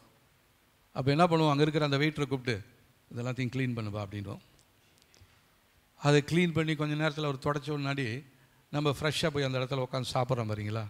அதே மாதிரி தான் கர்த்தர் தேவனுக்கு பிரியமில்லாத காரியங்களினாலே நம்முடைய வாழ்க்கையில் காணப்படுகிற அசுத்தங்கள் எல்லாவற்றையும் சுத்திகரித்து எஜமானருக்கு பிரியமுள்ள பாத்திரங்களாக கர்த்தர் நம்மை உருவாக்க அவர் போதுமானவராக இருக்கிறார். அவருடைய கரத்தில் ஒப்பு கொடுப்போம். ஆண்டவரே, எங்கள் வாழ்க்கையில் நீங்கள் என்ன செய்யணும்னு நினைக்கிறீங்களோ அதை நீங்கள் எங்கள் வாழ்க்கையில் செய்யுங்க ஆண்டவரே. யோபுக்கு செஞ்சு முடிச்சிங்களே, தாவீதுக்கு சொந்ததான அந்த வார்த்தைகளை நீங்கள் நிறைவேற்றினீங்களே. நமக்கு முன்பாக எத்தனையோ பேர் அப்படி இருக்கிறாங்க. அவங்க எல்லாத்தையும் அழைத்தவர், அவர்களை நடத்தி சென்றவர், நம்மையும் அழைத்திருக்கிறார், நம்மையும் நடத்தி செல்ல அவர் போதுமானவராக இருக்கிறார். ஹல்லேலூயா. ஆனால் இப்போ நமக்கு தேவை பரிசுத்தமும் பாவத்திற்கு விலகியோடக்கூடியதான அந்த காரியங்களையும் தேவன் நம்ம இடத்துல எதிர்பார்க்கிறார். நம்ம வாழ்க்கையில் தேவையானது ரெண்டு தான். ஒன்று பரிசுத்தம், இன்னொன்று அவருக்கு பிரியமில்லாத எந்த ஒரு காரியம் நம்ம வாழ்க்கையில் இருக்கக்கூடாது, அதை விட்டு விலகியோட வேண்டும். இதை தான் தேவன் நம்ம இடத்துல எதிர்பார்க்கிறார். இப்போ விலகி ஓடக்கூடியதான காரியங்களை குறித்து நம்ம பார்க்கலாம் பாருங்கள். அந்த 2ஆம் அதிகாரம் 23லேருந்து 26 வசனங்களை நாம் வாசிக்கும் பொழுது 2 தீமோத்தேயு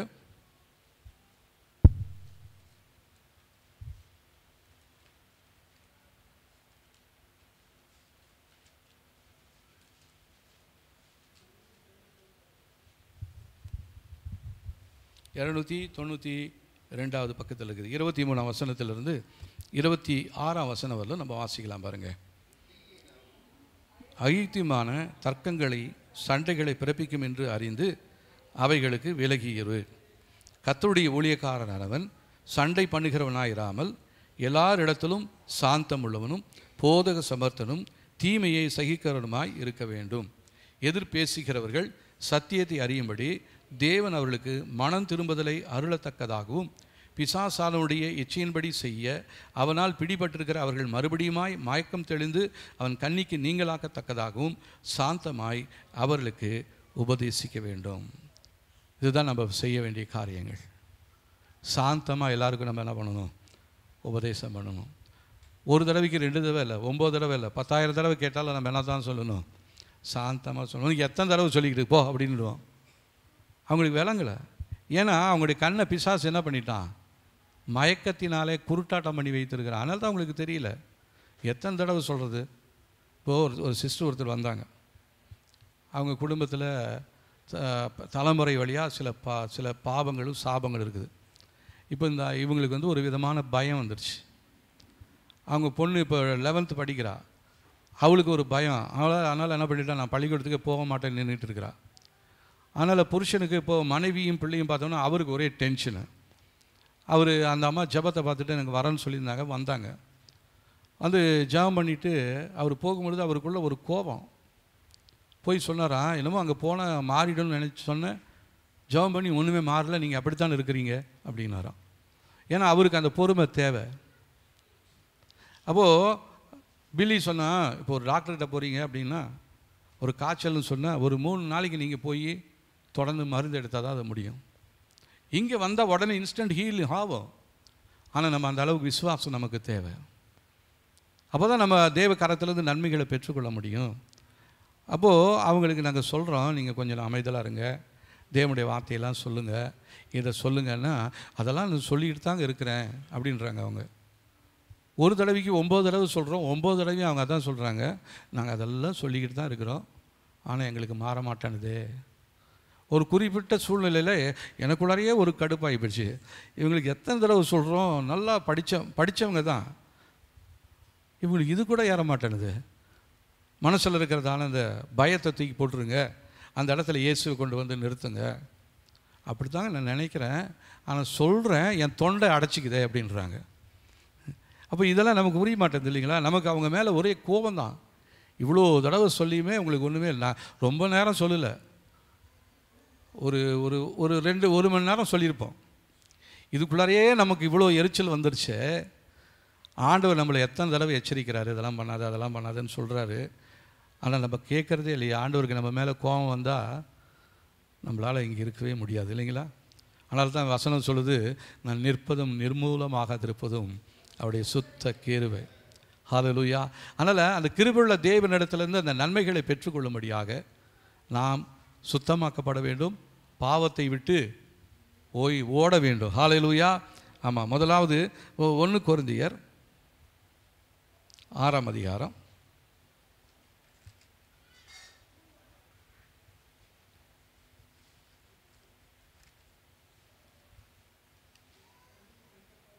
18ஆம் வசனம் பாருங்கள்.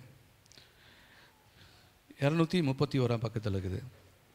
வேசித்தனத்திற்கு விலகியோடுங்கள், மனுஷன் செய்கிற எந்த பாவமும் சரீரத்துக்கு புறம்பாக இருக்கும். வேசித்தனம் செய்கிறவனோ தன் சுய சரீரத்துக்கு விரோதமாய் பாவம் செய்கிறான். உங்கள் சரீரமானது நீங்கள் தேவனாலே பெற்றும் உங்களில் தங்கியும் இருக்கிற பரிசுத்த ஆவியினுடைய ஆலயமாக இருக்கிறது என்று நீங்கள் உங்களுடையவர்கள் அல்லவென்றும் அறியீர்களா? நாம் நமக்குரியவர்கள் அல்ல. நம்முடைய சரீரம் பரிசுத்த தேவன் தங்கி இருக்கக்கூடிய ஆலயமாக இருக்கிறது. ஒருவன் இந்த ஆலயத்தை கெடுத்தால் கர்த்தர் அவனை கெடுப்பார்னு ஒரு வசனம் இருக்குது. அப்போ எத்தனை தடவை நாமளும் இந்த ஆலயத்தை கெடுத்துருக்கிறோம் இல்லைங்களா? கசப்பு, கோபம், எரிச்சல், ஆத்திரம் எல்லாத்தையும் அறிக்கை செய்கிறோம். ஆனால் கொஞ்ச நேரத்தில் திருப்பி வீட்டுக்குள்ளே போனவொடனே நமக்குள்ளே ஒரு டென்ஷன் வந்துடுது. ஒரு நடக்காத ஒரு காரியத்தை குறித்து நினைக்கும் பொழுது நமக்குள்ளே ஒரு போராட்டம் வந்துடுது. உடனே நம்மளை அறியாமலே ஒரு கோபத்தில் நம்மளை என்ன பண்ணிடுறோம், மற்றவங்களை சபிச்சிடுறோம், அதனால் குறை சொல்லிடுறோம்.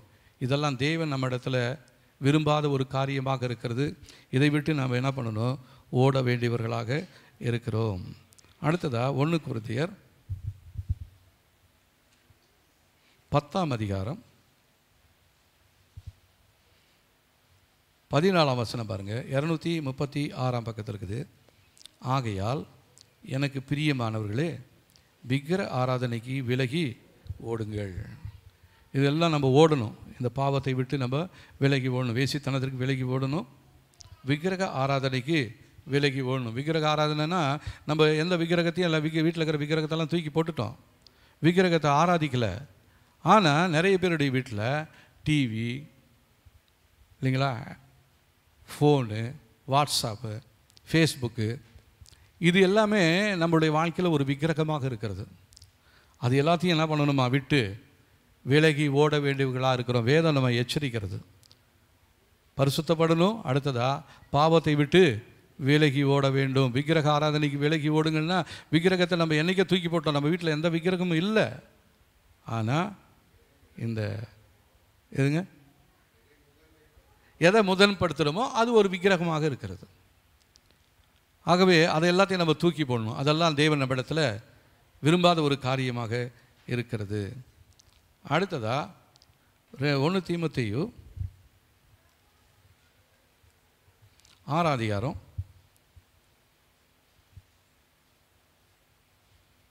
10ஆம் வசனம் பாருங்கள். 10-11. பண ஆசை எல்லா தீமைக்கும் வேறாக இருக்கிறது. சிலர் அதை இச்சித்து விசுவாசத்தை விட்டு வழுவி அநேக வேதனைகளினாலே தங்களை உருவ குத்தி கொண்டிருக்கிறார்கள்.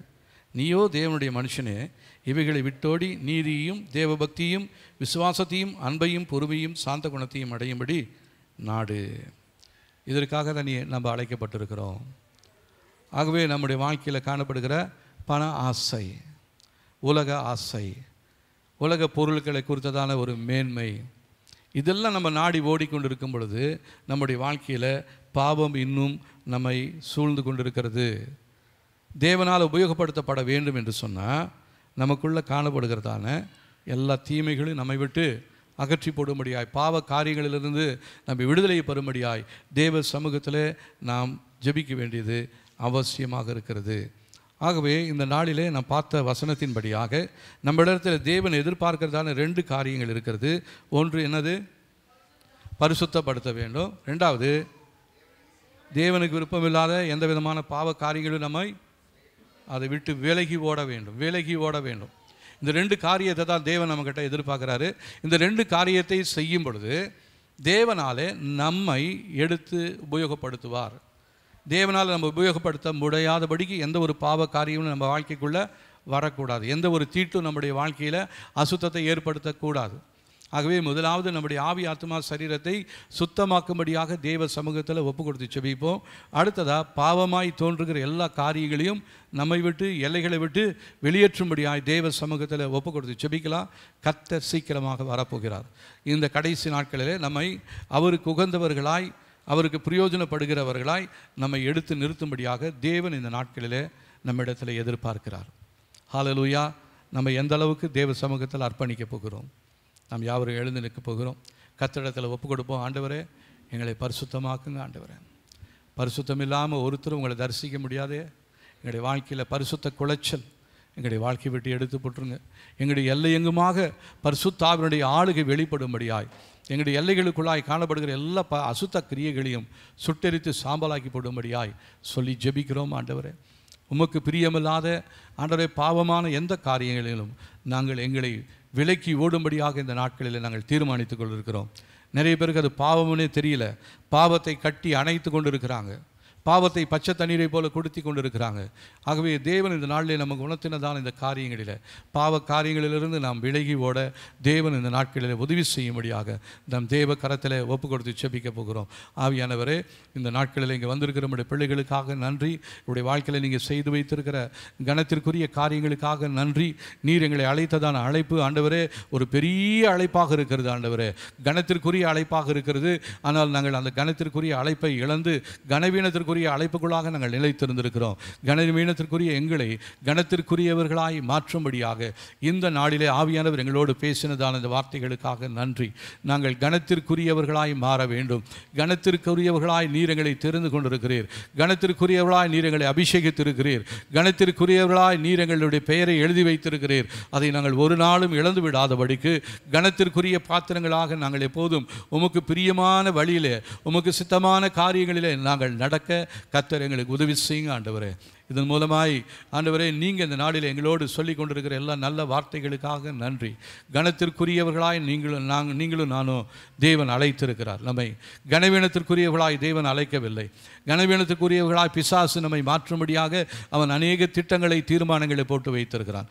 தேவையானது 2 தான். முதலாவது நம்மை பரிசுத்தமாக்கி கொள்வோம். அடுத்ததாக ஆண்டவருடைய சமூகத்தில் தேவனுடைய வார்த்தை எதெல்லாம் வேணாம், எதெல்லாம் பாவம் சொல்லி ஆண்டவர் எச்சரிக்கிறாரோ அந்த பாவத்தை விட்டு விலகி ஓடும்படியாக, பாவத்திலே உட்கார்ந்து இருப்பதற்காக, கூட்டாளிகளாக இருப்பதற்காக அல்ல, அதை விட்டு விலகி ஓடும்படியாக நாம் இந்த நாளில் ஒரு தீர்மானம் எடுக்க போகிறோம். யோசேப்பு, அவன் பாவம் செய்யாத அவனை அந்த போத்திபரின் மனைவி பாவம் செய்யும்படியாக அவனோடு அனுதினமும் பேசி, அவன் யார் இல்லாத நேரத்தில் அவன் அண்டையில் நெருங்கி வந்த பொழுது யோசேப்பு தன்னுடைய மேல் வஸ்திரத்தை உதறி போட்டுவிட்டு அவன் வெளியே ஓடினான். அவன் அங்கே இருந்திருக்கலாம், அவன் வெளியே ஓடுனா. பார்த்தீங்களா? அந்த மாதிரி நம்முடைய வாழ்க்கையில் அசுத்தமான காரியங்கள் எதுவாக இருந்தாலும் அதை விட்டு விலகி ஓடும்படியாக தேவனிடத்தில் நம்ம கிருபையை பெற்றுக்கொள்வோம். அதே இடத்துல அமர்ந்திருந்தோம். நிறைய பேருடைய வாழ்க்கையில் அந்த கீழான நிலைமைக்கு காரணம், போராட்டத்திற்கு காரணம் நீங்கள் அதே நிலையில் இருக்கிறது தான். ஆண்டவர் எத்தனையோ முறை உங்களை எச்சரித்தார். ஆண்டவர் எத்தனையோ முறை உங்களை கண்டிச்சார். ஆனால் அந்த கண்டிதத்தை நீங்கள் உணர முடியாதபடிக்கு அந்த எச்சரிப்பை நீங்கள் உதாசீனப்படுத்தி நீங்கள் அதே இடத்துல அமர்ந்திருந்தீங்களே, அதனால தான் உங்களுடைய வாழ்க்கையில் இந்த தீமையான காரியங்கள். இந்த நேரத்தில் ஆண்டவர் நம்ம எச்சரிக்கிறார். இனி நீ அந்த இடத்துல நீ உட்காராதே, நீ அந்த இடத்துல நீ அமராதே.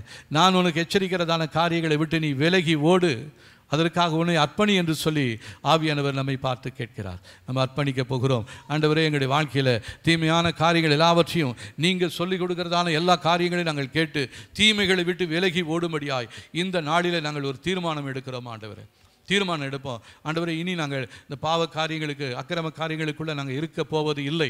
அவைகளை விட்டு விலகி ஓடும்படியாக நாங்கள் தீர்மானம் எடுத்திருக்கிறோம். ஆண்டவரே, இந்த தீர்மானத்தை கர்த்தருடைய சமூகத்தில் நாங்கள் ஏறெடுக்கிறோம். இந்த தீர்மானத்தை அங்கீகரித்து இதற்குரிய பலனை, இதற்குரிய பரிசுத்தத்தை, இதற்குரிய கிருபையை பரிசுத்த ஆவியானவர் நீர் இந்த நாளிலே எங்கள் ஒவ்வொருவருக்கும் நீங்கள் தரும்படியாய் சொல்லி ஜெபிக்கிறோம். ஆண்டவரே, இந்த கிருபையை பெற்றுக்கொள்ளும்படியாக வந்திருக்கிற தேவ ஜனங்கள் நாம் நம்முடைய கரங்களை உயர்த்தி தேவ சமூகத்தில் அதை பெற்றுக்கொள்ள போகிறோம். இயேசுவின் நாமத்தினாலே பாவத்தை விட்டு விலகி ஓடக்கூடியதான கிருபையை நாங்கள் பெற்றுக்கொள்ளும்படியாய் வந்திருக்கிறோம். ஆண்டவரே, ஆவியானவரே, நீங்கள் இந்த நாளில் உங்களுடைய பிள்ளைகளுக்கு அந்த கிருபையை நீங்கள் தரும்படியாய் சொல்லி ஜெபிக்கிறேன். அதற்குரிய பலனை கொடுக்கும்படியாய் சொல்லி ஜெபிக்கிறேன். அநேகர் நாணம் இல்லாதவர்களாய் மறதி தன்மையினால் மறக்கப்பட்டு ஆண்டவரே பழைய காரியங்களுக்குள்ளாக போய் உட்கார்ந்து கொண்டிருக்கிறாங்க. அவங்க உட்கார்ந்து இருக்கிறதான இடத்திலிருந்து அவங்க வெளியே வரும்படியாக இந்த நாளில் அவங்க எடுத்திருக்கிற தீர்மானத்திலே ஆண்டவரே அவள் நிலைத்திருக்க, அதிலிருந்து வெளியே வர கர்த்தர் அவளுக்கு உதவி செய்வீராக. கரங்களை உயர்த்தி இருக்கிறதான நம்முடைய பிள்ளைகள் ஒவ்வொருடைய வாழ்க்கையிலும் கர்த்தர் அந்த கிருபையை இந்த நாளிலே நீங்கள் கொடுக்க முடியாய் சொல்லி ஜெபிக்கிறேன். ஆவியானவரே, இப்பொழுது நீர் உம்முடைய பிள்ளைகளை, உம்முடைய பிள்ளைகளுடைய கரங்களை நீங்கள் தொடும்படியாய் சொல்லி ஜெபிக்கிறேன். அவருடைய கரத்தின் மூலமாக அவருடைய ஆவி ஆத்துமா சரீரத்துக்குள்ளாக கர்த்தருடைய வல்லமை இப்பொழுது இறங்கும்படியாய் சொல்லி ஜெபிக்கிற ஆண்டவரே, ரிசீவ் இன் ஜீசஸ் நேம். இயேசுவின் நாமத்தினாலே பெற்றுக்கொள்ளுங்கள், இயேசுவின் நாமத்திலே பெற்றுக்கொள்ளுங்கள், இயேசுவின் நாமத்தினாலே, இயேசுவின் நாமத்தினாலே நீங்க கொடுக்கிறதான எல்லா விடுதலைக்காக, பரிசுத்தத்திற்காக நன்றி சொல்லுகிறோம் ஆண்டவரே. அவைகள் நாங்கள் இயேசுவின் நாமத்தினாலே நாங்கள் பெற்றுக்கொள்கிறோம் ஆண்டவரே. தேவனுடைய நாமம் எங்கள் மூலமாக மகிமைப்படுவதற்காக நன்றி ஆண்டவரே. இதுவரையும் நாங்கள் கனவீனத்திற்குரிய பாத்திரங்களாக இருந்தோம். இந்த நாள் முதல், இந்த நிமிடம் முதல் எங்களை கனத்திற்குரிய பாத்திரங்களாக நீங்க மாற்றியிருப்பதற்காக நன்றி.